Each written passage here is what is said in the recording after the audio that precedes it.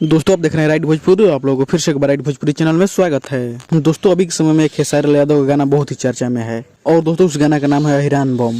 चाहे वो निगेटिव हो या पॉजिटिव, चर्चा तो बहुत खूब हो रहा है और ये गाना बहुत ही बज रहा है कि जमीनी स्तर पर अच्छा खासा व्यूज भी जा रहा है। इस गाने पर 2 दिन में 2 मिलियन व्यू कंप्लीट हो चुका है और इस गाना पर रील्स भी बन रहा है। बहुत ही ज्यादा रील्स बनने का स्टार्ट हो गया है और जितने लोग भी इस गाना को पसंद कर रहे हैं वो रील वीडियो बना रहे हैं। और इसी बीच खेसारी लाल यादव भी एक रील वीडियो बनाकर शेयर किए हैं अपने इंस्टाग्राम आईडी पर, जो कि आप लोग अपने स्क्रीन पर दिख रहा होगा। जब खेसारी लाल यादव ने रील वीडियो बना दिया तो गाना तो और वायरल होगा और भी इस गाने पर रील्स वीडियो बनेंगे और गाना बहुत ही लाजवाब है। कुछ लोग इस गाने को बुरे तरीके से ले रहे हैं, कुछ लोग अच्छा बोल रहे हैं।